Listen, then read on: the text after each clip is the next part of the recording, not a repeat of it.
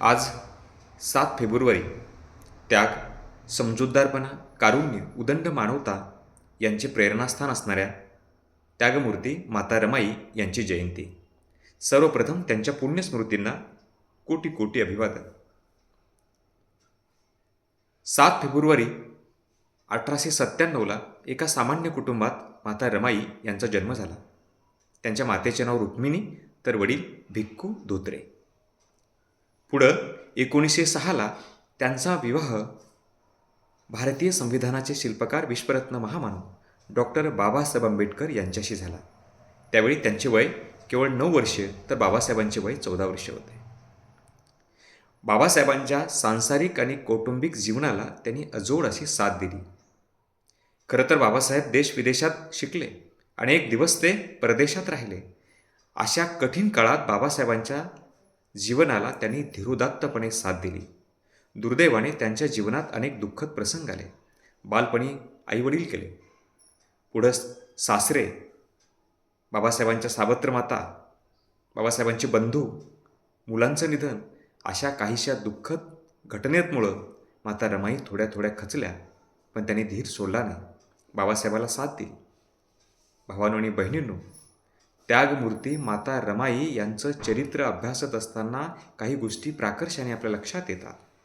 माता रमाई ह्या भावनिक होत्या. ग्रामदेवतेला ते मानायच्या.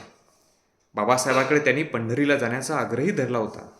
बाबासाहेबांचं आरोग्य नीट राहावं यासाठी त्या उपासही करायच्या. अशा काहीशा साध्या भोळ्या, भावनिक, कारुण्याच्या महास्त्रोत असणाऱ्या माता रमाई ह्या स्त्रियांपुढे आदर्श म्हणून आल्या पाहिजे. दुर्दैवाने 27 मे 1935ला माता रमाई यांचं निधन झालं. खरे तर हा प्रसंग बाबासाहेबांसाठी अतिशय दुःखद होता. आयुष्यभर दुःख कष्ट झेलत माता रमाईने बाबासाहेबांना साथ दिली होती. बाबासाहेब बॅरिस्टर, पण घरच्या कौटुंबिक परिस्थितीमुळे माता रमाईंना शेण गोळा करावं लागत होतं. बॅरिस्टरची बायको शेण गोळा करते यामुळे बाबासाहेबांच्या मोठेपणाला कुठेतरी उणीव भासू नये यासाठी सूर्योदयाच्या अगोदर दादर वरळी भागामध्ये माता रमाई शेण गोळा करायच्या. मी माता भगिनींना एवढंच सांगतो, आज छोट्या छोट्या गोष्टीसाठी कुटुंब त्रागा करतात. छोट्या छोट्या गोष्टी पूर्ण नाही झाल्या म्हणून कुटुंबामध्ये अनेक वादंग होतात आणि कुटुंब मोडकळीस येतात. त्यावेळेस माता रमाईसारखे एक अत्यंत सहनशील, सोशिक, दुःख झेलत झेलत कुटुंबाचा गाडा आनंदाने पुढे नेणारी रमाई ही आदर्श म्हणून तुमच्यासमोर असली पाहिजे. ह्या त्यागमूर्ती माता रमाईंना पुनश्च कोटी कोटी अभिवादन करतो.